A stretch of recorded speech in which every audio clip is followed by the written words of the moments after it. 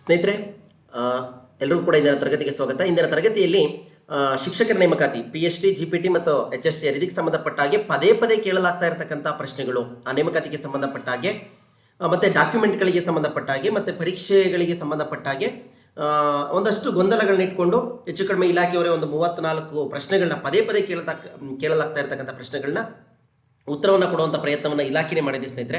ಹಾಗಾಗಿ ನೋಡ್ಕೊಳ್ಳಿ, ನಮ್ದು ಮೇನ್ ಸಮಸ್ಯೆ ಏನು ಅಂದರೆ ಸ್ನೇಹಿತರೆ, ನೋಟಿಫಿಕೇಶನ್ ಅನ್ನ ಸರಿಯಾಗಿ ಕೂತ್ಕೊಂಡು ಓದಿ ಅರ್ಥ ಮಾಡ್ಕೊಳ್ತಾ ಇಲ್ಲ, ಅಥವಾ ಒಬ್ರು ಹೇಳೋದನ್ನು ಕೂಡ ನೀವು ಸರಿಯಾಗಿ ಅದನ್ನ ಗಮನ ಇಟ್ಟು ಕೇಳ್ಕೊಳ್ತಾ ಇಲ್ಲ. ಹಾಗಾಗಿ ಸ್ಕಿಪ್ ಮಾಡೋದು, ಓಡಿಸೋದು, ಈ ಥರ ಎಲ್ಲ ಮಾಡೋದ್ರಿಂದ ಏನಾಗುತ್ತೆ, ವಿಚಾರಗಳು ನಿಮಗೆ ಸರಿಯಾಗಿ ಪರಿಪೂರ್ಣ ಅರ್ಥ ಆಗೋದಿಲ್ಲ. ಹಂಗಾಗಿ ಒಂದಷ್ಟು ಗೊಂದಲಗಳನ್ನ ಮಾಡ್ಕೊಳ್ತಾ ಇದ್ದೀರಿ. ನಾನು ಕೂಡ ಈ ವಿಚಾರದಲ್ಲಿ ಸಾಕಷ್ಟು ನನ್ನ ವಿಡಿಯೋಗಳಲ್ಲಿ ಮಾಹಿತಿಯನ್ನು ಕೊಟ್ಟಿದ್ದೀನಿ. ಆದರೂ ಕೂಡ ಒಂದಷ್ಟು ಗೊಂದಲಗಳನ್ನ ಮಾಡ್ಕೊಳ್ತಾ ಇದ್ರೆ, ಆ ಎಲ್ಲ ಗೊಂದಲಗಳಿಗೆ ತೆರೆ ಎಳೆಯುವಂಥ ಕೆಲಸವನ್ನು ಇಲಾಖೆ ಮಾಡಿದೆ. ಅದನ್ನು ನೋಡ್ತಾ ಹೋಗೋಣ ಬನ್ನಿ. ಪದೇ ಪದೇ ಕೇಳಬೇಡಿ. ಒಂದು ಹೆಣ್ಣು ಮಕ್ಕಳ ಇದಕ್ಕೆ ಸಂಬಂಧಪಟ್ಟಾಗೆ, ಜಾತಿ ಮತ್ತು ಆದಾಯ ಪ್ರಮಾಣ ಪತ್ರಕ್ಕೆ ಸಂಬಂಧಪಟ್ಟಾಗೆ ಏನು ಮಾಹಿತಿಯನ್ನು ಹೇಳಿಲ್ಲ ಇಲಾಖೆ. ಅದನ್ನು ನೀವು ಇಲಾಖೆ ಕಡೆಯಿಂದನೇ ಮಾಹಿತಿಯನ್ನು ತಗೊಳ್ಬೇಕು ಅಂತ ಹೇಳ್ತಾ, ಮೊದಲನೇದಾಗಿ ಇಲ್ಲಿ ಹೇಳಿದರೆ, ಪದೇ ಪದೇ ಕೇಳಲಾಗ್ತಾ ಇರ್ತಕ್ಕಂಥ ಪ್ರಶ್ನೆಗಳಿಗೆ ಕೆಳಕಂಡಂತೆ ಉತ್ತರಿಸಲಾಗಿದೆ ಅಂತ ಹೇಳ್ಬಿಟ್ಟು, ಸದರಿ ಪ್ರಶ್ನೋತ್ತರಗಳು ಕಾಲಕಾಲಕ್ಕೆ ಸರ್ಕಾರದಿಂದ ಹೊರಡಿಸಲಾದ ಸುತ್ತೋಲೆ, ಆದೇಶ, ಅಧಿಸೂಚನೆಗೆ ಒಳಪಟ್ಟಿರುತ್ತದೆ. ಇವು ಕೂಡ ಏನಾಗಿರ್ತವೆ, ಸರ್ಕಾರ ಹೊರಡಿಸ್ತಕ್ಕಂಥ ಸುತ್ತೋಲೆಗಳಿಗೆ ಬದಲಾವಣೆಗೆ ಒಳಪಡ್ತಿರ್ತವೆ ಅಂತೇಳಿ ನೋಡಿ. ಏನೇನು ಅಂತ ಹೇಳಿ, ಇದು ಇವತ್ತು ಬಂದಿರತಕ್ಕಂಥ ಮಾಹಿತಿ ಸ್ನೇಹಿತರೆ. ಇದು ಅರ್ಜಿ ಸಲ್ಲಿಸಲು ಪ್ರಾರಂಭವಾದ ಮತ್ತು ಕೊನೆಯ ದಿನಾಂಕ, ಡೇಟನ್ನು ಏನು ಮಾಡಿದ್ದಾರೆ, ಎಕ್ಸ್ಟೆಂಡ್ ಮಾಡಿದ್ದಾರೆ ಸ್ನೇಹಿತರೆ. ಇಲ್ಲಿವರೆಗೂ ಅಂದರೆ 15/9/26 ಎಕ್ಸ್ಟೆಂಡ್ ಮಾಡಿದ್ದಾರೆ. ಈ ವಿಚಾರವನ್ನು ನೋಡ್ಕೊಳ್ಳಿ. ಅಭ್ಯರ್ಥಿಗಳು ಅರ್ಜಿಯೊಂದಿಗೆ ಯಾವ ಯಾವ ದಾಖಲೆಗಳನ್ನ ಅಪ್ಲೋಡ್ ಮಾಡಬೇಕು ನೋಡಿ. ಯಾವ್ಯಾವ ದಾಖಲೆಗಳನ್ನ ಅಪ್ಲೋಡ್ ಮಾಡಬೇಕು ಅಂದರೆ ಕೇಳಿಸ್ಕೊಳ್ಳಿ ನೀಟಾಗಿ. ಜಾತಿ ಮತ್ತು ಆದಾಯ ಪ್ರಮಾಣ ಪತ್ರ, ನಾನ್ ಕ್ರಿಮಿಲೇಯರ್, 371J ಮೀಸಲಾತಿ ಪ್ರಮಾಣ ಪತ್ರಗಳನ್ನು ಹೊರತುಪಡಿಸಿ, ಇವುಗಳನ್ನ ಬಿಟ್ಟು ಉಳಿದಂತೆ ಸಮತಲ ಮೀಸಲಾತಿಗೆ ಸಂಬಂಧಿಸಿದಂತೆ ಎಲ್ಲಾ ಪ್ರಮಾಣ ಪತ್ರಗಳನ್ನು ಅಪ್ಲೋಡ್ ಮಾಡಬೇಕಾಗಿರುತ್ತದೆ. ಓಕೆನಾ? ಈ 3 ಪ್ರಮಾಣ ಪತ್ರಗಳನ್ನ ಬಿಟ್ಟು, ಜಾತಿ ಮತ್ತು ಆದಾಯ ಪ್ರಮಾಣ ಪತ್ರ, ನಾನ್ ಕ್ರಿಮಿಲೇಯರ್, 371J ಮೀಸಲಾತಿ ಪ್ರಮಾಣ ಪತ್ರಗಳನ್ನು ಹೊರತುಪಡಿಸಿ ಉಳಿದ ಎಲ್ಲ ಪ್ರಮಾಣ ಪತ್ರಗಳನ್ನು ನೀವೇನು ಮಾಡಬೇಕಾಗುತ್ತೆ, ಅಪ್ಲೋಡ್ ಮಾಡಬೇಕಾಗುತ್ತೆ. ಯಾರ್ಯಾರು ಯಾವ್ಯಾವ ಪ್ರಮಾಣ ಪತ್ರಗಳನ್ನ ಇಟ್ಕೊಂಡಿದ್ರಿ ಅದಕ್ಕೆ ಸಂಬಂಧಪಟ್ಟ ಹಾಗೆ. ನೆಕ್ಸ್ಟ್, ಜಾತಿ ಮತ್ತು ಆದಾಯ ಪ್ರಮಾಣ ಪತ್ರಕ್ಕೆ ಸಂಬಂಧಿಸಿದಂತೆ ಒಂದಷ್ಟು ಪ್ರಶ್ನೆಗಳನ್ನ ಕೇಳಿದ್ರಿ. ಅದು ಏನೇನಂತಂದ್ರೆ, ನನ್ನ ಬಳಿ ಜಾತಿ ಮತ್ತು ಆದಾಯ ಪ್ರಮಾಣ ಪತ್ರದಲ್ಲಿ ವ್ಯಾಸಂಗಕ್ಕಾಗಿ ಅಂತ ನಮೂದಾಗಿದೆ, ಈ ಪ್ರಮಾಣ ಪತ್ರವನ್ನು ನಾನು ಸಲ್ಲಿಸಬಹುದೇ? ಜಾತಿ ಮತ್ತು ಆದಾಯ ಪ್ರಮಾಣ ಪತ್ರದಲ್ಲಿ ವ್ಯಾಸಂಗಕ್ಕಾಗಿ ಎಂದು ನಮೂದಿಸಿದ್ದಲ್ಲಿ ಪರಿಗಣಿಸಲಾಗುವುದಿಲ್ಲ. ಕೇಳಿಸ್ಕೊಳ್ಳಿ ಚೆನ್ನಾಗಿ, ಅದನ್ನ ಪರಿಗಣಿಸೋದಿಲ್ಲ. ಯಾವುದಕ್ಕೆ? ವ್ಯಾಸಂಗಕ್ಕಾಗಿ ಅಂತ ಇದ್ರೆ. ಬದಲಾಗಿ ವ್ಯಾಸಂಗಕ್ಕಾಗಿ ಅಥವಾ ಉದ್ಯೋಗಕ್ಕಾಗಿ ಎಂದು ನಮೂದಿಸದೇ ಇವನು ಸರಿಯಾಗಿ ಓದ್ಕೊಳ್ಳೋದ ನಾವು, ನಮೂದಿಸದೇ ಇರುವ ಪ್ರಮಾಣ ಪತ್ರಗಳನ್ನು ಸಲ್ಲಿಸಬಹುದು. ವ್ಯಾಸಂಗಕ್ಕಾಗಿ, ಉದ್ಯೋಗಕ್ಕಾಗಿ ಅಂತ ನಮೂದಿಸದೇ ಇರುವ, ಅಥವಾ ಇನ್ನೊಂದು ಪಾಯಿಂಟ್ ಹೇಳಿದ್ದಾರೆ, ಕೇವಲ ಉದ್ಯೋಗಕ್ಕಾಗಿ ಎಂದು ನಮೂದಿಸಿರುವ ಪ್ರಮಾಣ ಪತ್ರ ಸಲ್ಲಿಸಬಹುದು. ಅರ್ಥ ಆಯ್ತಲ್ಲ? ಇಲ್ಲಿ ವ್ಯಾಸಂಗಕ್ಕಾಗಿ ಅಥವಾ ಉದ್ಯೋಗಕ್ಕಾಗಿ ಅಂತ ಕೆಲವೊಂದು ಪ್ರಮಾಣ ಪತ್ರಗಳಿದೆ ಸ್ನೇಹಿತರೆ, ನಾನು ನೋಡಿದ್ದೀನಿ ಅದನ್ನ. ಓಕೆನಾ? ಎಂದು ನಮೂದಿಸದೇ ಇರುವ ಪ್ರಮಾಣ ಪತ್ರ ಸಲ್ಲಿಸಬಹುದು, ಅಥವಾ ಕೇವಲ ಬರೀ ಉದ್ಯೋಗಕ್ಕಾಗಿ ಎಂದು ನಮೂದಿಸಿರುವ ಪ್ರಮಾಣ ಪತ್ರ ಸಲ್ಲಿಸಬಹುದು. ಚೆನ್ನಾಗಿ ನೆನ್ಪಿಟ್ಕೊಳ್ಳಿ. ಅಭ್ಯರ್ಥಿಯು ನೇಮಕಾತಿ ಹೊಂದಿದ್ದಲ್ಲಿ ಜಾತಿ ಮತ್ತು ಆದಾಯ ಪ್ರಮಾಣ ಪತ್ರದ ಸಿಂಧುತ್ವ ಪ್ರಮಾಣ ಪತ್ರ ಸಲ್ಲಿಸುವುದು ಕಡ್ಡಾಯವಾಗಿರ್ತದೆ. ಸಿಂಧುತ್ವ ಅಂತಂದ್ರೆ ಏನು ಅಂತ ಪ್ರಶ್ನೆ ಕೇಳಿದ್ರಿ. ಸಿಂಧುತ್ವ ಅಂದ್ರೆ ಏನು ಇಲ್ಲ, ನೀವು ನೇಮಕಾತಿಯನ್ನು ಆದಮೇಲೆ 1:2 ಅನ್ನ ವೆರಿಫಿಕೇಶನ್ ಲಿಸ್ಟ್ ಅನ್ನು ಇದು ಮಾಡ್ತಾರೆ, 2 ಅನ್ನ ಕರೆದು ಡಾಕ್ಯುಮೆಂಟ್ ವೆರಿಫಿಕೇಶನ್ಗೆ ಕರೀತಾರೆ. ಆ ಒಂದು ಸಂದರ್ಭದಲ್ಲಿ ನೀವೇನ್ ಮಾಡಬೇಕಾಗತ್ತೆ, ನಿಮ್ಮ ಪ್ರಮಾಣ ಪತ್ರಗಳ ನೈಜತೆಯನ್ನು ಮಾಡಿಸಬೇಕಾಗಿರ್ತದೆ. ಇದರಲ್ಲಿ ಯಾವುದೂ ಕೂಡ ಬೋಗಸ್ ಇಲ್ಲ, ನಕಲಿ ಇಲ್ಲ, ಎಲ್ಲವೂ ಕೂಡ ನೈಜತೆಯಿಂದ ಕೂಡಿದೆ ಅಂತೇಳಿ ಶಾಲೆಗೆ ಹೋದರೆ ಶಾಲೆನಲ್ಲಿ ಇರ್ತಕ್ಕಂಥ ದಾಖಲಾತಿಯನ್ನು ವೆರಿಫೈ ಮಾಡ್ತಾರೆ, ನೀವು ಕೊಟ್ಟಿರೋ ಪ್ರಮಾಣ ಪತ್ರ ಇಟ್ಕೊಂಡು.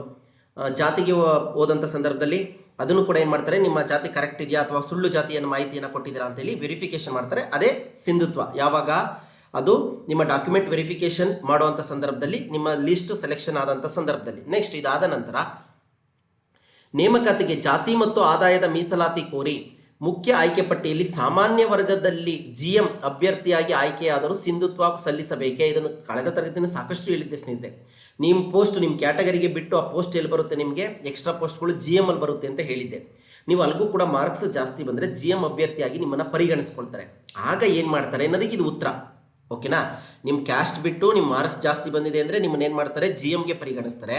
ಆ ಒಂದು ಸಂದರ್ಭದಲ್ಲಿ ನೀವು ಅಪ್ಲಿಕೇಶನ್ ಹಾಕ್ಬೇಕಾದ್ರೆ ಏನು ಹಾಕ್ಬಿಟ್ಟಿರ್ತೀರಿ, ನಂದು ಕನ್ನಡ ಮೀಡಿಯಂ ಇದೆ, ನಂದು ರೂರಲ್ ಇದೆ, ನಂದು ಕ್ಯಾಸ್ಟ್ ಸರ್ಟಿಫಿಕೇಟ್ ಇದೆ ಅಂತೇಳಿ ಹಾಕ್ಬಿಟ್ಟಿರ್ತೀರಿ. ಆ ಒಂದು ಸಂದರ್ಭದಲ್ಲಿ ನೀನು GM ಅಲ್ಲಿ ಆಯ್ಕೆ ಆಗಿದ್ರೂ ಕೂಡ ಸಿಂಧುತ್ವ ಪ್ರಮಾಣ ಪತ್ರವನ್ನು ಆ ಟೈಮಲ್ಲಿ ಅಪಾಯಿಂಟ್ ಆಗೋ ಟೈಮಲ್ಲಿ ಸಲ್ಲಿಸಬೇಕಾಗತ್ತೆ. ನೋಡಿ, ನೇಮಕಾತಿಗೆ ಜಾತಿ ಆದಾಯದ ಮೀಸಲಾತಿ ಕೋರಿ ಮುಖ್ಯ ಆಯ್ಕೆ ಪಟ್ಟಿಯಲ್ಲಿ ಸಾಮಾನ್ಯ ವರ್ಗದಲ್ಲಿ ಆಯ್ಕೆಯಾದರೂ, ನೀವೇನಾದರೂ GM ಮೆರಿಟ್ ಮೇಲೆ ಆಯ್ಕೆಯಾದರೆ, ಪ್ರವರ್ಗದ ಮೀಸಲಾತಿಯಡಿ ಆಯ್ಕೆಯಾದರೂ ಸಿಂಧುತ್ವ ಪ್ರಮಾಣ ಪತ್ರ ಕಡ್ಡಾಯವಾಗಿ ಸಲ್ಲಿಸಬೇಕಾಗಿರುತ್ತದೆ. ಸಿಂಧುತ್ವ ಅಂದ್ರೆ ಆಲ್ರೆಡಿ ಹೇಳಿದ್ದೀನಿ ಹಿಂದೆ. ಜಾತಿ ಮತ್ತು ಆದಾಯ ಮೀಸಲಾತಿ ಪ್ರಮಾಣ ಪತ್ರದ ಸಿಂಧುತ್ವ ಏನಾದರೂ ರದ್ದಾದಲ್ಲಿ ಉತ್ತಮ ಮೆರಿಟ್ ಇದ್ದರೂ ಸಹ ನೇಮಕಾತಿ ರದ್ದಾಗುತ್ತದೆ. ಇನ್ ಕೇಸ್ ನೀವು ಕೊಟ್ಟಿರ್ತಕ್ಕಂಥ ದಾಖಲಾತಿಗಳಲ್ಲಿ ಏನಾದರೂ ಬೋಗಸ್ ಅಂತ ಗೊತ್ತಾದರೆ, ನಕಲಿ ಅಂತ ಗೊತ್ತಾದರೆ, ನೀವು ರ್ಯಾಂಕಿಂಗಲ್ಲಿ ಇದ್ರೂ ಕೂಡ ನಿಮ್ಮ ಪರ್ಸೆಂಟೇಜು ನಿಮ್ಮನ್ನ ಆ ಅಭ್ಯರ್ಥಿತನದಿಂದ ಏನು ಮಾಡ್ತಾರೆ, ನೇಮಕಾತಿ ರದ್ದಾಗುತ್ತದೆ. ಪಾಯಿಂಟ್ ಇವನ್ನ ಸೂಕ್ಷ್ಮವಾಗಿ ಹೇಳಿರ್ತಾರೆ ಸ್ನೇಹಿತರೆ. ನಾವು ಕಾಮನ್ ಆಗಿ ತಗೊಂಡ್ಬಿಡ್ತೀವಿ, ಅವ್ರು ಇದನ್ನೇ ಇಟ್ಕೊಂಡ್ಬೇಕಾರೆ ನಾಳೆ ದಿನ ಫೈಟ್ ಮಾಡ್ತಾರೆ, ನಾವು ಹೇಳಿದ್ವಿ ನೀವು ಆದರೂ ಈ ಥರ ಹಾಕಿದ್ದೀರಾ ಅಂತೇಳಿ. ತುಂಬ ಎಚ್ಚರಿಕೆ ಇರಿ. ನಾನು ಪರಿಶಿಷ್ಟ ಜಾತಿಯ ಅಭ್ಯರ್ಥಿಯಾಗಿದ್ದು ನಿಗದಿತ ನಮೂನೆ ಡಿ ಯಲ್ಲಿ ಪ್ರವರ್ಗ ಎ, ಪ್ರವರ್ಗ ಬಿ ಮತ್ತು ಪ್ರವರ್ಗ ಸಿ ಎಂದು ನಮೂದಿಸದ, ನೋಡಿ ಈ ಥರ ಪಾಯಿಂಟ್ಗಳನ್ನ ಚೆನ್ನಾಗಿ ಓದ್ಕೊಳ್ಬೇಕು, ನಮೂದಿಸದ ಜಾತಿ ಪ್ರಮಾಣ ಪತ್ರವನ್ನು ಹೊಂದಿದ್ದು ಸದರಿ ಪ್ರಮಾಣ ಪತ್ರವನ್ನೇ ನಾನು ಸಲ್ಲಿಸಬಹುದೇ. ಅದರಲ್ಲಿ ಏನು ಮಾಡಿದ್ದಾರೆ, ಮೆನ್ಷನ್ ಆಗಿಲ್ವಂತೆ ಅವರಿಗೆ, ಪ್ರವರ್ಗ ಎ ಬಿ ಸಿ ಅಂತ ಹೇಳ್ಬಿಟ್ಟು ಅವರು ಜಾತಿನಲ್ಲಿ ಪರಿಶಿಷ್ಟ ಜಾತಿನಲ್ಲಿ ಕೊಡ್ತಾರೆ, ಅವರು ಡಿ ನಮೂನೆಯಲ್ಲಿ ಕೊಡ್ತಾರೆ ಅವರಿಗೆ. ಅದರಲ್ಲಿ ನಮೂದಿಸದ ಜಾತಿ ಪ್ರಮಾಣ ಪತ್ರ ಕೊಡ್ಬೋದಾ ಅಂತ ಹೇಳಿ ಕೇಳಿದ್ದಾರೆ. ಇಲ್ಲ, ಅದಕ್ಕೆ ಪರಿಶಿಷ್ಟ ಜಾತಿಗೆ ಸೇರಿದ ಅಭ್ಯರ್ಥಿಗಳು ನಮೂನೆ ಡಿ ಯಲ್ಲಿ ಪ್ರವರ್ಗ ಎ, ಪ್ರವರ್ಗ ಬಿ ಮತ್ತು ಪ್ರವರ್ಗ ಸಿ ಎಂದು ನಮೂದಿಸಿದ ಜಾತಿ ಪ್ರಮಾಣ ಪತ್ರವನ್ನು ಪಡೆದಿರುವುದು ಕಡ್ಡಾಯವಾಗಿರುತ್ತದೆ. ಆ ನಮೂನೆ ಡಿ ನಲ್ಲಿ ಪರಿಶಿಷ್ಟ ಜಾತಿಗೆ ಸಂಬಂಧಪಟ್ಟಾಗೆ ಅದರಲ್ಲಿ ಪ್ರವರ್ಗ ಎ, ಪ್ರವರ್ಗ ಬಿ, ಪ್ರವರ್ಗ ಸಿ ಅಂತ ಇರಬೇಕು. ಆ ಪಾಯಿಂಟ್ ಅನ್ನ ಇಟ್ಕೊಳ್ಳಿ. ನೆಕ್ಸ್ಟ್, ನನಗೆ ವ್ಯಾಸಂಗದ ಉದ್ದೇಶಕ್ಕಾಗಿ 2A ಪ್ರವರ್ಗದಡಿಯಲ್ಲಿ, ನೋಡಿ ಸ್ನೇಹಿತರೆ ಇದೊಂದಷ್ಟು ಬರುತ್ತೆ, ಇದೊಂದು ಗೊಂದಲ ಇದೆ, ನೀವು ಕ್ಲಾರಿಟಿ ತಗೊಳ್ಳಿ, ಇದು ಮಾಹಿತಿನ ಚೆನ್ನಾಗಿ ಅರ್ಥ ಮಾಡ್ಕೊಳ್ಳಿ. ವ್ಯಾಸಂಗಕ್ಕಾಗಿ ಅಂತ ಕೊಟ್ಟಾಗ ಆ ಕ್ಯಾಟಗರಿಯನ್ನ 2A ಅಂತೇಳಿ ಪರಿಗಣಿಸ್ತಾರಂತೆ. ಓಕೆನಾ, ಪ್ರವರ್ಗದಡಿ ಜಾತಿ ಮತ್ತು ಆದಾಯ ಪ್ರಮಾಣ ಪತ್ರವನ್ನ ನೀಡ್ತಾರೆ. ಅದೇ ಉದ್ಯೋಗಕ್ಕಾಗಿ ಬಂದ್ರೆ ಅದೇ ಜಾತಿಯವರಿಗೆ ಅವ್ರಿಗೆ 3A ಅಂತ ಹೇಳ್ಬಿಟ್ಟು ಅದನ್ನ ಏನ್ ಮಾಡ್ತಾರಂತೆ, ಜಾತಿ ಮತ್ತು ಆದಾಯ ಪ್ರಮಾಣ ಪತ್ರವನ್ನ ಕೊಡ್ತಾರಂತೆ. ಯಾರ್ಯಾರು ಇದು ಕ್ಯಾಟಗರಿನಲ್ಲಿ ಬರ್ತೀರಿ ಅದನ್ನ ನೋಡ್ಕೊಳ್ಳಿ. ಓಕೆನಾ, ಗೊಂದಲ ಮಾಡ್ಕೊಳ್ಬೇಡಿ, ಅವ್ರಿಗೆ ಗೊತ್ತಿರ್ತದೆ ಯಾರ್ಯಾರು ನಾವು 2A ಕ್ಯಾಟಗರಿ, ನಾವು ಉದ್ಯೋಗ ವ್ಯಾಸಂಗಕ್ಕಾಗಿ 2A ಕ್ಯಾಟಗರಿ ಬರ್ತೀವಿ, ಉದ್ಯೋಗಕ್ಕೆ 3A ಕ್ಯಾಟಗರಿನಲ್ಲಿ ಬರ್ತೀವಿ ಅಂತೇಳಿ ಅವ್ರಿಗೆ ಗೊತ್ತಿರ್ತದೆ ಮಾಹಿತಿ. ಅವ್ರ ಹಿಂದೆ ಪ್ರಮಾಣ ಪತ್ರಗಳನ್ನ ಮಾಡಿಸಿದಂಥ ಸಂದರ್ಭದಲ್ಲಿ ಇದಕ್ಕೆ ಮಾಹಿತಿ ಬೇಕು ಅಂತಂದ್ರೆ ನೀವು ನಿಮ್ಮ ಇದಕ್ಕೆ ಸಂಬಂಧಪಟ್ಟಾಗಿ ನೆಮ್ಮದಿ ಕೇಂದ್ರದಲ್ಲಿ ಮಾಹಿತಿಯನ್ನ ತಗೊಳ್ಳಿ, ಅಥವಾ ನಾಡ ಕಚೇರಿಗಳಲ್ಲಿ ಮಾಹಿತಿಯನ್ನು ತಗೊಳ್ಳಿ. ನೀವು ಕ್ಯಾಸ್ಟ್ ಇನ್ಕಮ್ ಅಪ್ಲೈ ಮಾಡ್ತಿರಲ್ಲ, ಅಲ್ಲಿ ಇದಕ್ಕೆ ಮಾಹಿತಿ ಸಿಗುತ್ತೆ. ಕೆಲವು ಜಾತಿಗಳಿಗೆ ವ್ಯಾಸಂಗದ ಉದ್ದೇಶಕ್ಕಾಗಿ 2A ಪ್ರವರ್ಗದಡಿ ಕೊಡ್ತಾರೆ. ಪ್ರವರ್ಗದಡಿ ಜಾತಿ ಮತ್ತು ಆದಾಯ ಪ್ರಮಾಣ ಪತ್ರವನ್ನು ನೀಡಲಾಗುತ್ತದೆ. ಆದರೆ ಸಕ್ಷಮ ಪ್ರಾಧಿಕಾರದಿಂದ ಉದ್ಯೋಗಕ್ಕಾಗಿ ನೀಡಿರುವ 3A ಪ್ರವರ್ಗದಡಿ ಜಾತಿ ಮತ್ತು ಆದಾಯ ಪ್ರಮಾಣ ಪತ್ರವನ್ನೇ ಸಲ್ಲಿಸಬೇಕು. ಅರ್ಥ ಆಯ್ತಲ್ಲ, ಅವರು ಇಲ್ಲಿ ಉದ್ಯೋಗಕ್ಕಾಗಿ ಇರೋದ್ರಿಂದ 3A ಸರ್ಟಿಫಿಕೇಟ್ ಅನ್ನ ಕೊಡಬೇಕಾಗುತ್ತೆ. ನೆಕ್ಸ್ಟ್, ಕೆಲವೊಂದು ಜಾತಿಯವರು ಅದರೊಳಗಡೆ 2A ಒಳಗಡೆ ಸಂಬಂಧಪಟ್ಟವರು ಯಾರು ನೋಡ್ಕೊಳ್ಳಿ.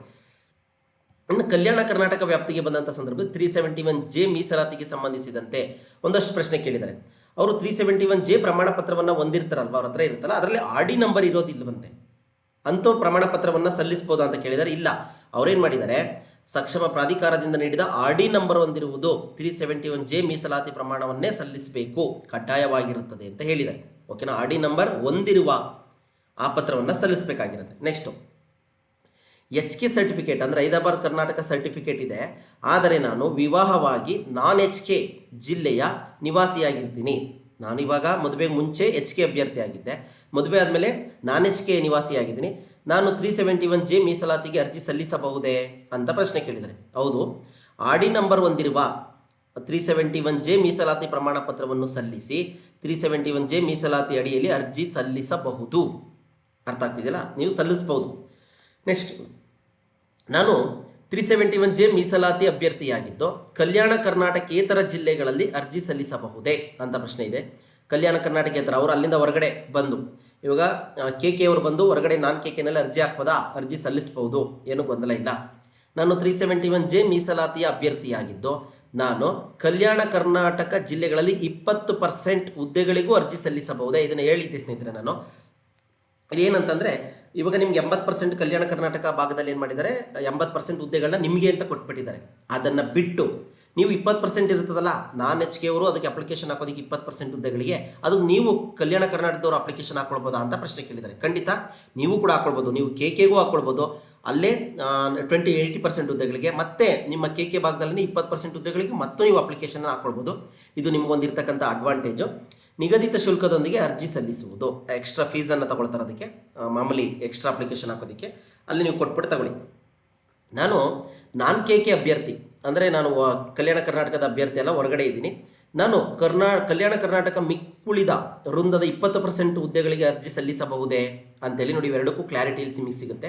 ಹೌದು, ಕಲ್ಯಾಣ ಕರ್ನಾಟಕ ಪ್ರದೇಶದ ವ್ಯಾಪ್ತಿಯಲ್ಲಿನ 20% ಮಿಕ್ಕುಳಿದ ವೃಂದದ RPC ಹುದ್ದೆಗಳಿಗೆ GBA ವ್ಯಾಪ್ತಿಯ ಬೆಂಗಳೂರು ಕೇಂದ್ರ ಜಿಲ್ಲೆ ಮತ್ತು ಬೆಂಗಳೂರು ಉತ್ತರ ಜಿಲ್ಲೆ ಇಲ್ಲಿನ 92% ಹುದ್ದೆಗಳಿಗೆ ಹಾಗೂ GBA ವ್ಯಾಪ್ತಿಯ 2 ಜಿಲ್ಲೆಗಳು ಹಾಗೂ ಕಲ್ಯಾಣ ಕರ್ನಾಟಕ ವ್ಯಾಪ್ತಿಯ 7 ಜಿಲ್ಲೆಗಳನ್ನು ಹೊರತುಪಡಿಸಿದ ರಾಜ್ಯದ ಉಳಿದ 26 ಜಿಲ್ಲೆಗಳಲ್ಲಿ 100% ಹುದ್ದೆಗಳಿಗೆ ರಾಜ್ಯಾದ್ಯಂತ ಏಕಕಾಲದಲ್ಲಿ ಪರೀಕ್ಷೆ ನಡೆಯುತ್ತದೆ.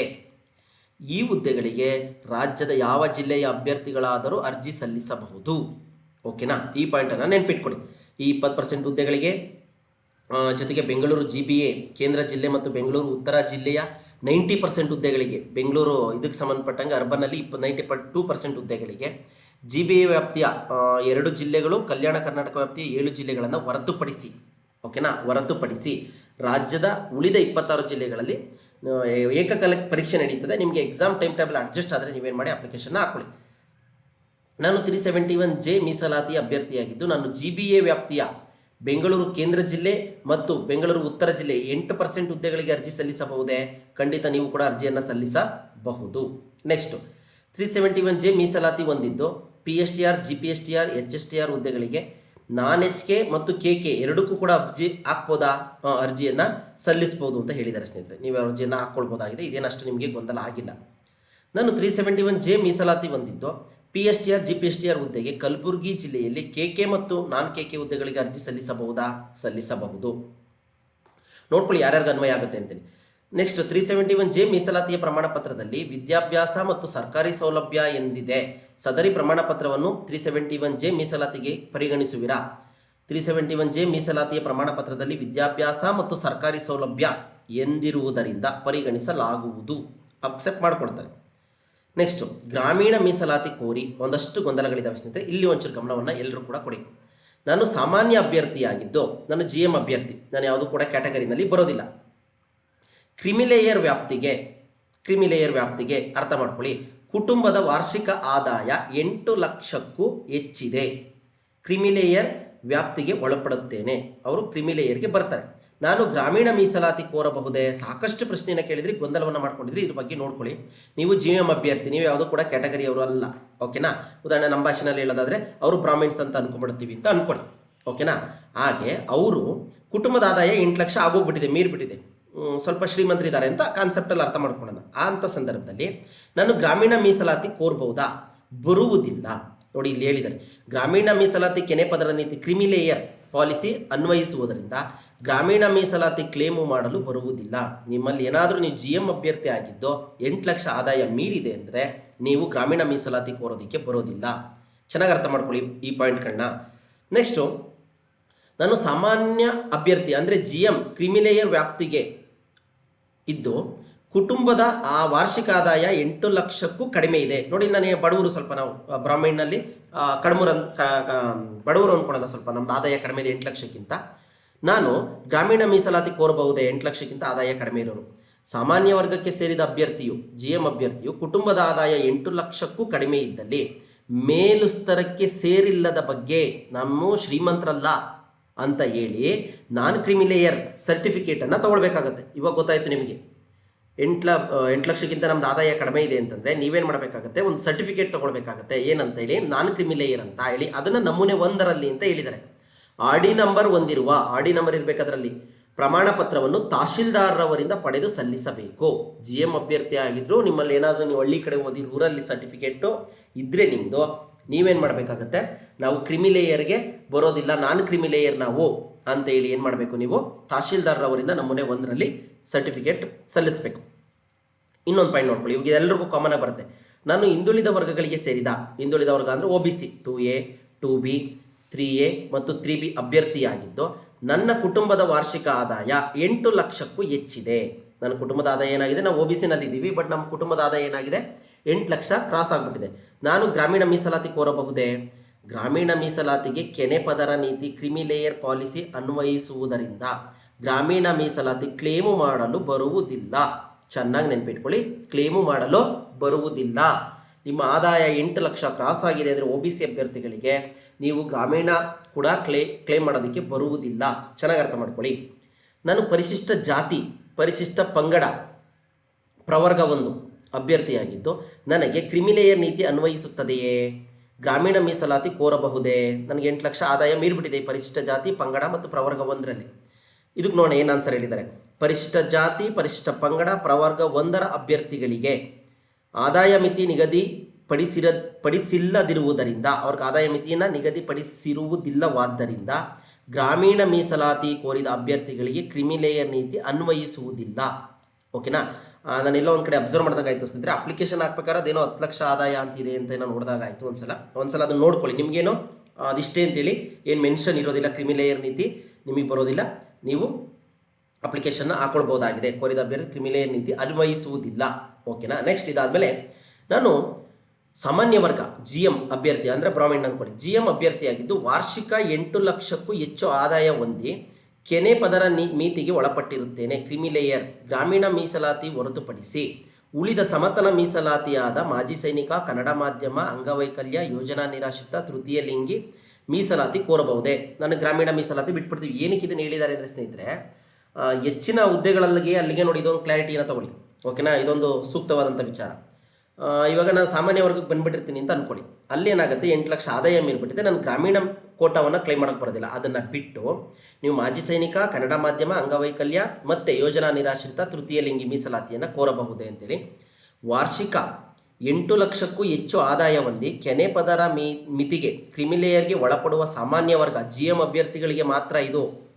GMಗೆ ಸೇರುವ ಅಭ್ಯರ್ಥಿಗಳು, ಕ್ಯಾಟಗರಿಯವ್ರಿಗಲ್ಲ, GMಗೆ ಸೇರುವ ಅಭ್ಯರ್ಥಿಗಳು ಗ್ರಾಮೀಣ ಮೀಸಲಾತಿ ಕೆನೆ ಪದರ ನೀತಿ ಅನ್ವಯಿಸುವುದರಿಂದ ಗ್ರಾಮೀಣ ಮೀಸಲಾತಿ ಹೊರತುಪಡಿಸಿ ಉಳಿದಂತೆ ಸಮತಲ ಮೀಸಲಾತಿಯಾದ ಮಾಜಿ ಸೈನಿಕ, ಕನ್ನಡ ಮಾಧ್ಯಮ, ಅಂಗವೈಕಲ್ಯ ಮತ್ತು ಯೋಜನಾ ನಿರಾಶ್ರಿತ, ತೃತೀಯ ಲಿಂಗಿ ಮೀಸಲಾತಿ ಕೋರಬಹುದಾಗಿದೆ.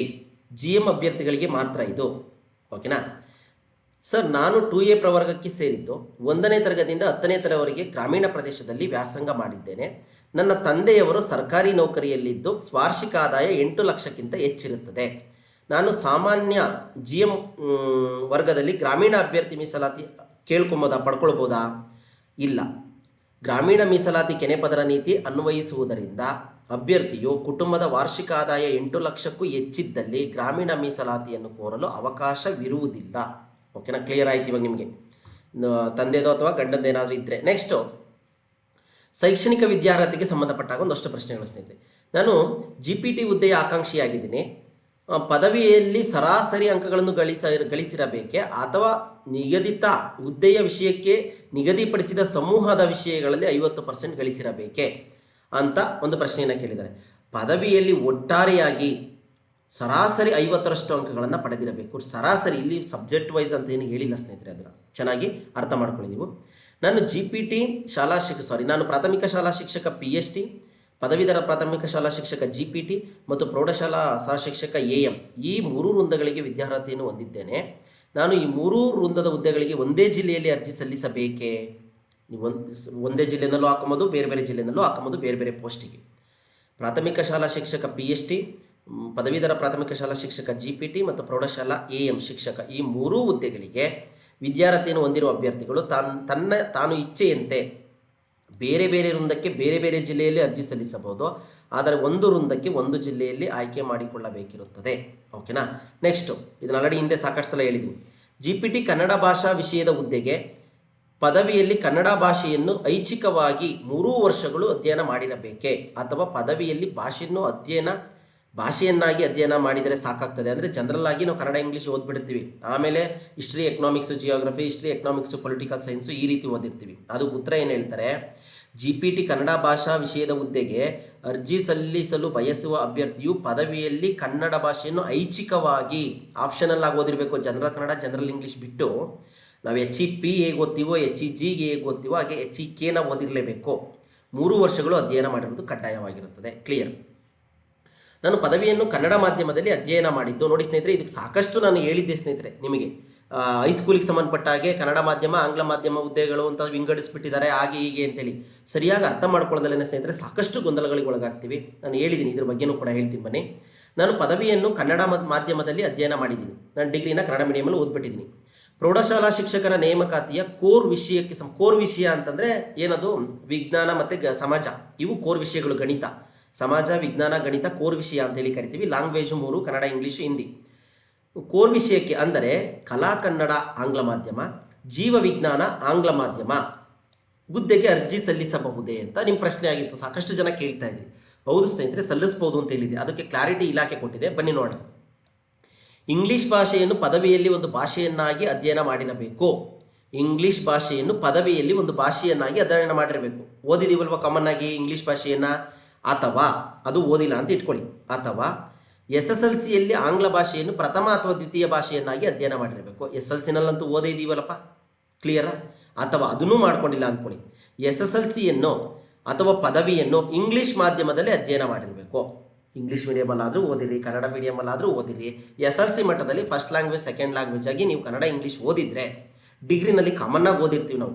ಯಾವ 2 ಜನರಲ್ ಸಬ್ಜೆಕ್ಟ್, ಕನ್ನಡ ಮತ್ತು ಇಂಗ್ಲೀಷನ್ನು. ಅದ್ರ ಜೊತೆಗೆ ನಾವು 3 ಆಪ್ಷನಲ್ ಸಬ್ಜೆಕ್ಟನ್ನು ಓದ್ಕೊಂಡಿರ್ತೀವಿ ನನಗೆ ತಿಳಿದಿರೋ ಹಾಗೆ. ಅಥವಾ UGC ಮಾನ್ಯತೆ ಹೊಂದಿರುವ ವಿಶ್ವವಿದ್ಯಾಲಯದಿಂದ ಆ ಭಾಷೆಯ ಡಿಪ್ಲೊಮಾ ಅರ್ಹತೆಯನ್ನು ಹೊಂದಿರತಕ್ಕದ್ದು. ನೋಡಿ ಸ್ನೇಹಿತರೆ, ಇದೊಂದು ಪಾಯಿಂಟ್ ಯಾರೋ ಕೇಳಿದ್ರಿ.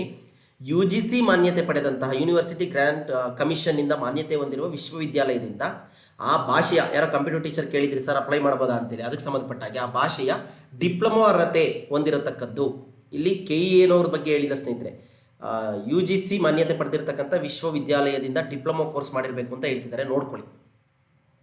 ಪ್ರಾಥಮಿಕ ಶಾಲಾ PST ಗ್ರೇಡ್ 2 ವೃಂದಕ್ಕೆ ಸಂಬಂಧಿಸಿದಾಗೆ ಹುದ್ದೆಗೆ ಮತ್ತು ಪ್ರೌಢಶಾಲಾ ಸಹಶಿಕ್ಷಕ ಹುದ್ದೆಗೆ PE ಗ್ರೇಡ್ 2, PE ಗ್ರೇಡ್ 1 ಹುದ್ದೆಗೆ ಅರ್ಜಿ ಸಲ್ಲಿಸಲು TET ಅಥವಾ CET ಅಗತ್ಯವೇ ಅಂತ ಹೇಳಿ ಕೇಳಿದ್ದಾರೆ. ಇಲ್ಲಿ ಪ್ರಾಥಮಿಕ ಶಾಲಾ PST 2 1ರಿಂದ 8ನೇ ತರಗತಿ ವೃಂದದ ಹುದ್ದೆಗೆ ಮತ್ತು ಪ್ರೌಢಶಾಲಾ ಸಹಶಿಕ್ಷಕ ಹುದ್ದೆ ಗ್ರೇಡ್ 1 PET ಹುದ್ದೆಗೆ ಅರ್ಜಿ ಸಲ್ಲಿಸಲು TET CET ಅಗತ್ಯವಿರುವುದಿಲ್ಲ. ಓಕೆನಾ? ಅವ್ರಿಗೆ TET ಅವಶ್ಯಕತೆ ಇಲ್ಲ ಸ್ನೇಹಿತರೆ, PE ಟೀಚರ್ಗಳಿಗೆ. ನೆಕ್ಸ್ಟ್, ಪ್ರಾಥಮಿಕ ಶಾಲಾ ಶಿಕ್ಷಕ 1ರಿಂದ 5ನೇ ತರಗತಿ ವೃಂದದ ಹುದ್ದೆಗೆ ಅರ್ಜಿ ಸಲ್ಲಿಸಲು TET ಮತ್ತು CET ಅಗತ್ಯವೇ? ಹೌದು ಸ್ನೇಹಿತರೆ, ಆಲ್ರೆಡಿ ಹೇಳಿದೀವಿ. 1 to 5th ಟೀಚರ್ಗೆ ಕಡ್ಡಾಯವಾಗಿ TET ಪೇಪರ್ ಆಗಿರಲೇಬೇಕಾಗುತ್ತೆ. ಓಕೆನಾ? ಅದರಲ್ಲಿ 55 ಮಾರ್ಕ್ಸ್ಗೂ ನಿಮಗೆಲ್ಲ ಗೊತ್ತೇ ಇದೆ. ಜನರಲ್ ಅವರು 60 ಮಾರ್ಕ್ಸು, SC ST ಪ್ರವರ್ಗ 1 PH ಅಭ್ಯರ್ಥಿಗಳಿಗೆ 55 ಅಂಕಗಳು ಗೊತ್ತಿದೆ, ನಿಮ್ಗೇನು ಮಾಹಿತಿ ತೊಂದರೆ ಇಲ್ಲ. ಪದವೀಧರ ಪ್ರಾಥಮಿಕ ಶಾಲಾ ಶಿಕ್ಷಕ 9ರಿಂದ 10ನೇ ತರಗತಿ ವೃಂದಗಳಿಗೆ PE ಗ್ರೇಡ್ 2 ಮತ್ತೆ PE ಗ್ರೇಡ್ 1 ಹುದ್ದೆಗೆ ಅರ್ಜಿ ಸಲ್ಲಿಸಲು TET ಬೇಕೇ? 9ರಿಂದ 10ನೇ ತರಗತಿ ಹೈಸ್ಕೂಲ್ PE ಟೀಚರ್ಗಳಿಗೆ ಪತ್ರಿಕೆ 2 ಕಡ್ಡಾಯವಾಗಿ ಪಡೆದಿರಬೇಕು. ಪೇಪರ್ 2 TET ಇದೇನು ಪತ್ರಿಕೆ 2 ನೋಡೋಣ ಬನ್ನಿ. ಪದವೀಧರ ಪ್ರಾಥಮಿಕ ಶಾಲಾ ಶಿಕ್ಷಕ 9ರಿಂದ 8ನೇ ತರಗತಿ ವೃಂದದ ಹುದ್ದೆಗಳಿಗೆ PE ಗ್ರೇಡ್ 2 PE ಗ್ರೇಡ್ ಹುದ್ದೆಗೆ ಅರ್ಜಿ ಸಲ್ಲಿಸಲು TET CET ಅಗತ್ಯವೇ? TET CET ಪೇಪರ್ 2 ಕಡ್ಡಾಯವಾಗಿ ಪಡೆದಿರಬೇಕು. ಪದವೀಧರ ಪ್ರಾಥಮಿಕ ಶಾಲಾ ಶಿಕ್ಷಕ ವೃಂದದ ಹುದ್ದೆಗೆ. ಓಕೆ, GPT ಟೀಚರ್ ಸ್ನೇಹಿತರೆ, GPT ಟೀಚರ್ಗಳಿಗೆ ಸಂಬಂಧಪಟ್ಟಿದ್ದು. ಇವ್ರುಗಳಿಗೆ ಸಂಬಂಧಪಟ್ಟ ಹಾಗೆ TET ಪೇಪರ್ ಕಡ್ಡಾಯವಾಗಿ ಆಗಿರಲೇಬೇಕಾಗುತ್ತೆ. ಜೊತೆಗೆ ಅವರು ಕೂಡ 60% 55% ತಗೊಂಡಿರ್ತೀರಿ. GPT ಶಿಕ್ಷಕರಿಗೆ ಮತ್ತು PST ಶಿಕ್ಷಕರಿಗೆ ಸಂಬಂಧಪಟ್ಟಂತ TET ಪಾಸ್ ಇದೆ. ಓಕೆನಾ? ನೆಕ್ಸ್ಟ್, ಇದಾದ್ಮೇಲೆ ನಾನು ಸೇವಾನಿರತ ಅಭ್ಯರ್ಥಿಯಾಗಿದ್ದು, ಇವಾಗ ಆಲ್ರೆಡಿ ಇನ್ ಸರ್ವಿಸಲ್ಲಿ ಇರೋ ಅಂಥವ್ರಿಗೆ ಮಾಹಿತಿ ಸ್ನೇಹಿತರೆ. ಇದು NOC ಪಡಿಬೇಕಾ ಅಂತೇಳಿ ಇಲಾಖೆನಲ್ಲಿ ಇರುವಂಥವ್ರು ಯಾರೋ ಒಂದಷ್ಟು ಜನ ಕೇಳಿದ್ರಿ, ಸರ್ NOCಯನ್ನು ಪಡಿಬೇಕಾ, ಹೇಗೆ ಇವಾಗಲೇ ಪಡಿಬೇಕಾ, ಮುಂದೆ ಪಡಿಬೇಕಾ ಅಂತೇಳಿ. ಸೇವಾನಿರತ ಅಭ್ಯರ್ಥಿಗಳು ಇವಾಗ ಆಲ್ರೆಡಿ ಜಾಬಲ್ಲಿ ಇರುವಂಥವ್ರು NOCಯನ್ನು ಮೂಲ ದಾಖಲೆಗಳ ಪರಿಶೀಲನೆ ಆಯ್ಕೆಯಾದಲ್ಲಿ ಪರಿಶೀಲನಾ ವೇಳೆಯಲ್ಲಿ ಸಕ್ಷಮ ಪ್ರಾಧಿಕಾರದಿಂದ ಪಡೆದು ಕಡ್ಡಾಯವಾಗಿ ಸಲ್ಲಿಸುವುದಾಗಿರುತ್ತದೆ. ಇವಾಗ ಪಡೆದು ಇಟ್ಕೊಳ್ರಿ, ಅಥವಾ ನಿಮ್ಗೇನೋ ಟೈಮ್ ಇಲ್ಲ, ನಿಮ್ಮ ಇಲಾಖೆಯಲ್ಲಿ ಯಾರಾದರೂ ಮುಂದೆ ಕೊಡ್ತಾರೆ ಅಂತಂದರೆ ಏನು ಸಮಸ್ಯೆ ಇಲ್ಲ ಸ್ನೇಹಿತರೆ. ಬಟ್ ನೀವು ಡಾಕ್ಯುಮೆಂಟ್ ವೆರಿಫಿಕೇಶನ್ ಹೋದಂಥ ಸಂದರ್ಭದಲ್ಲಿ ಅದನ್ನು ಕೊಡಬೇಕಾಗತ್ತೆ. ಸರ್ ನಾನು ಇನ್ನು ಸರ್ವಿಸಲ್ಲಿದ್ದೆ, ನಾನೇನು ಮಾಡಿದ್ದೀನಿ, NOCಯನ್ನು ತಗೊಂಡಿದ್ದೀನಿ ಅಂತೇಳಿ. ಹಾಗಾಗಿ ಬೆಟರ್ ಸೈಟ್ ನೀವು ಮುಂಚೆನೇ ತಗೊಂಡು ಇಟ್ಕೊಂಡ್ರೆ ಎಲ್ಲದಕ್ಕೂ ಕೂಡ ಅನುಕೂಲ. ನಾನು ಶಾಲಾ ಶಿಕ್ಷಣ ಇಲಾಖೆ GPT ಶಿಕ್ಷಕ ಅಥವಾ ಶಿಕ್ಷಕಿಯಾಗಿ ಕೆಲಸ ಮಾಡ್ತಾ ಇದ್ದೀನಿ. 2006ನೇ ಸಾಲಿನ GPT ಹುದ್ದೆಗೆ ಅರ್ಜಿ ಸಲ್ಲಿಸಬಹುದಾ? ಅರ್ಜಿ ಸಲ್ಲಿಸಲು ಅವಕಾಶ ಇಲ್ಲ ಸ್ನೇಹಿತರೆ. ಆಯಾಯ ವೃಂದಗಳಿಗೆ ಅರ್ಜಿ ಸಲ್ಲಿಸೋದಕ್ಕೆ ಅವಕಾಶ ಇಲ್ಲ. ಪ್ರೌಢಶಾಲೆಗೆ ಅರ್ಜಿ ಸಲ್ಲಿಸಬಹುದಾ? ಇನ್ ಸರ್ವಿಸಲ್ಲಿರೋರು GPT ಆಗಿರೋರು, ಖಂಡಿತ GPT ಆಗಿರುವಂಥವ್ರು ಪ್ರೌಢಶಾಲಾ ಹುದ್ದೆಗೆ ಅರ್ಜಿಯನ್ನು ಸಲ್ಲಿಸೋದಕ್ಕೆ ಅವಕಾಶ ಇದೆ. ಇದಾದಮೇಲೆ ಏಡೆಡ್ ಸ್ಕೂಲಲ್ಲಿ ಕೆಲಸ ಮಾಡ್ತಾ ಇದ್ದೀವಿ ನಾವುಗಳು. ಏಡೆಡ್ ಸ್ಕೂಲಲ್ಲಿ ಕೆಲಸ ಮಾಡ್ತಾ ಇರೋಂಥವ್ರು ನಾವು ಇವಾಗ ಗೌರ್ಮೆಂಟ್ ಕಾಲ್ ಮಾಡಿದೆಯಲ್ಲ, ಸರ್ಕಾರಿ ಶಾಲಾ ಪ್ರೌಢಶಾಲಾ ಶಿಕ್ಷಕ ಹುದ್ದೆಗೆ ಅರ್ಜಿ ಸಲ್ಲಿಸ್ಬೋದಾ? ಸಲ್ಲಿಸ್ಬೋದು. ನೆಕ್ಸ್ಟು, ನಾನು ಇತರೆ ಇಲಾಖೆಯಲ್ಲಿ ಬೇರೆ ಬೇರೆ ಇಲಾಖೆಗಳಲ್ಲಿ ಕೆಲಸ ಮಾಡ್ಕೊಂಡಿದ್ದೀನಿ, ಸೇವೆ NOCಯನ್ನು ಪಡೆದು ಅರ್ಜಿ ಸಲ್ಲಿಸಬಹುದಾ? ಹೌದು. ನೀವೇನು ಮಾಡಬೇಕು, 1:2 ಡಾಕ್ಯುಮೆಂಟ್ ವೆರಿಫಿಕೇಶನ್ ಬಿಡ್ತಾರಲ್ಲ, ಆವಾಗ ನೀವೇನು ಮಾಡಬೇಕಾಗುತ್ತೆ, NOCಯನ್ನು ಹಾಜರು ಮಾಡಬೇಕು, ಸಬ್ಮಿಟ್ ಮಾಡಬೇಕಾಗುತ್ತೆ. ಯೋಜನಾ ನಿರಾಶ್ರಿತ ಅಭ್ಯರ್ಥಿಗಳಿಗೆ ಸಂಬಂಧಿಸಿದಂತೆ ವಿವಾಹಿತ ಮಹಿಳೆಯಾಗಿದ್ದು ತಂದೆಯ ಹೆಸರಿನಲ್ಲಿ ಪಡೆದ ಯೋಜನಾ ನಿರಾಶ್ರಿತ ಪ್ರಮಾಣ ಪತ್ರವನ್ನು ಸಲ್ಲಿಸಬಹುದೇ? ನಾನು ಮದುವೆ ಆಗಿದ್ದೀನಿ, ಬಟ್ ಆದರೆ ನಮ್ಮ ತಂದೆ ಹೆಸರಲ್ಲಿ ಯೋಜನಾ ನಿರಾಶ್ರಿತ ಪ್ರಮಾಣ ಪತ್ರ ಸಿಗುತ್ತೆ ಅಂದರೆ ಸಲ್ಲಿಸಬಹುದು, ಅವಕಾಶ ಕೊಟ್ಟಿದ್ದಾರೆ ಸ್ನೇಹಿತರೆ. ನಿಮ್ಮ ತಂದೆ ಹೆಸರಲ್ಲಿರೋದನ್ನು ಕೂಡ ಕೊಡಬಹುದು ನೀವು, ಯೋಜನಾ ನಿರಾಶ್ರಿತರಿಗೆ ಸಂಬಂಧಪಟ್ಟ ಹಾಗೆ. ನಮೂನೆಯಲ್ಲಿ, ಅದು ಸಂಬಂಧಪಟ್ಟಂಥ ನಮೂನೆಯಲ್ಲಿ ಅಭ್ಯರ್ಥಿಯ ಹೆಸರು ಸ್ಪಷ್ಟವಾಗಿ ನಮೂದಾಗಿರ್ಬೇಕಂತೆ. ಓಕೆನಾ, ಇಂಥವ್ರು ಅಂತೇಳಿ ಅದೊಂದು ವಿಚಾರವನ್ನು ನೋಡ್ಕೊಳ್ಳಿ. ಈ ಎಲ್ಲ ಸದರಿ ಪ್ರಶ್ನೋತ್ತರಗಳು ಕಾಲಕಾಲಕ್ಕೆ ನೋಡಿ ಪಾಯಿಂಟ್ ಸ್ನೇಹಿತರೆ, ಏನೇ ಆದರೂ ಸರ್ಕಾರ ತನ್ನ ತಲೆ ಮೇಲೆ ಹಾಕೊಳ್ಳೋದೇ ಇಲ್ಲ. ಏನು ಮಾಡುತ್ತೆ, ಕಾಲಕಾಲಕ್ಕೆ ಸರ್ಕಾರದಿಂದ ಹೊರಡಿಸಲಾಗುವ ಸುತ್ತೋಲೆ ಆದೇಶ ಸೂಚನೆಗಳಿಗೆ ಬರುತ್ತದೆ. ಓಕೆನಾ, ಕಾಲಕಾಲಕ್ಕೆ ಏನು ಬದಲಾವಣೆ ಮಾಡ್ತಾರೋ ಅದಕ್ಕೆಲ್ಲ ನಾವು ರೆಡಿ ಇರಬೇಕಾಗುತ್ತೆ. ಇವತ್ತಿಗೆ ನೀವು ಕೇಳಿರುವಂಥ ಪ್ರಶ್ನೆಗಳಿಗೆ ಇಷ್ಟು ಉತ್ತರವನ್ನು ಕೊಡುವಂಥ ಪ್ರಯತ್ನವನ್ನು ಮಾಡಿದೆ ಸ್ನೇಹಿತರೆ. ಎಲ್ಲ ಗೊಂದಲಗಳಿಗೆ ಒಂದಷ್ಟು ಪರಿಹಾರ ಸಿಕ್ಕಿದೆ ಅನ್ಕೊಂತೀನಿ. ಯಾವುದು, ಹೆಣ್ಣು ಮಕ್ಕಳ ಒಂದು ಮದುವೆ ಆಗಿರ್ತಕ್ಕಂಥ ಹೆಣ್ಣು ಮಕ್ಕಳ ಜಾತಿ ಮತ್ತು ಆದಾಯ ಪ್ರಮಾಣ ಪತ್ರಕ್ಕೆ ಸಂಬಂಧಪಟ್ಟಂಥ ವಿಚಾರವನ್ನು ಬಿಟ್ಟು ಇನ್ನು ಮಿಕ್ಕಿದ ಎಲ್ಲ ವಿಚಾರಗಳಿಗೂ ನಿಮಗೆ ಗೊಂದಲಕ್ಕೆ ಪರಿಹಾರ ಸಿಕ್ಕಿದೆ ಅಂತೇಳಿ. ಇಲ್ಲಿ HSTR ಸಂಬಂಧಪಟ್ಟಂಗೆ ಇನ್ನೊಂದು ಮಾಹಿತಿ ಹೇಳೋದಕ್ಕೆ ಕೊಡಬೇಕು ಅಂದ್ಕೊಂಡೆ ಸ್ನೇಹಿತರೆ, ಮರೆತುಬಿಟ್ಟೆ. ಇವಾಗ ಹೇಳ್ತೀನಿ ಬನ್ನಿ ಏನಂತ ಹೇಳಿ. ಸರ್, HSTR ಅಲ್ಲಿ ನಮಗೆ ಇವಾಗ ನಿಮಗೆ ಕ್ಲಿಯರ್ ಆಯಿತು ಏನಂತ.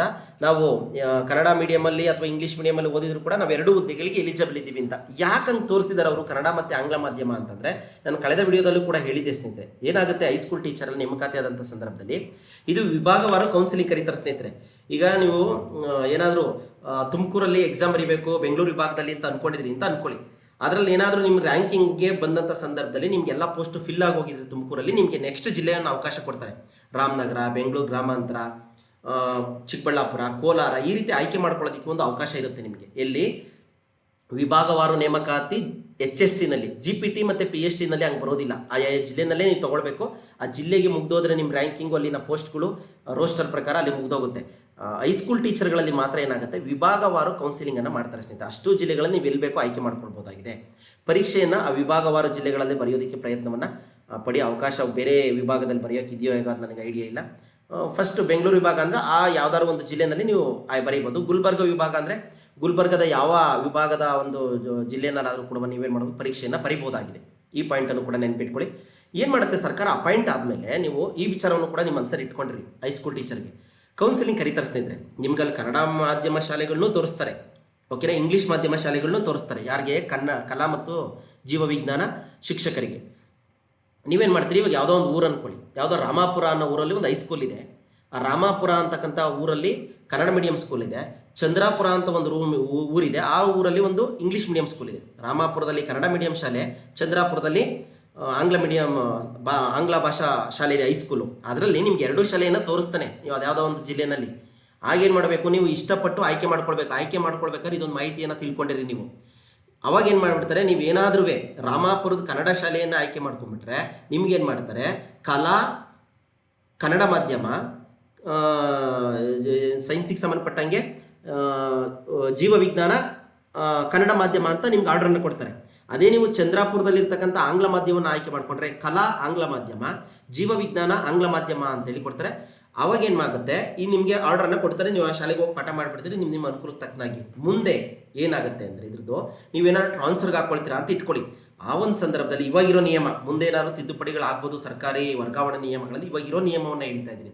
ಅವ್ರುಗಳು ಕಲಾ ಕನ್ನಡ ಅಂತ ಆದರೆ ನೀವು ಮುಂದಿನ ದಿನಗಳಲ್ಲಿ ಕಲಾ ಕನ್ನಡ ಇರ್ತಕ್ಕಂಥ ಶಾಲೆಗಳಿಗೆ ಟ್ರಾನ್ಸ್ಫರ್ ತಗೊಳ್ಬೇಕು.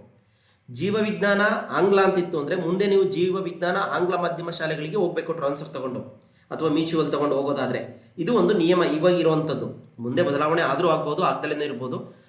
ಇರಲಿ, ಇದರಲ್ಲೇನು ಗಾಬರಿಯನ್ನು ಮಾಡ್ಕೊಳ್ಬೇಡಿ. ಇವಾಗ ನಿಮ್ಗೆ ಇದ್ರ ಬಗ್ಗೆ ಕ್ಲಾರಿಟಿ ಸಿಕ್ತು. ಇಷ್ಟು ವಿಚಾರ.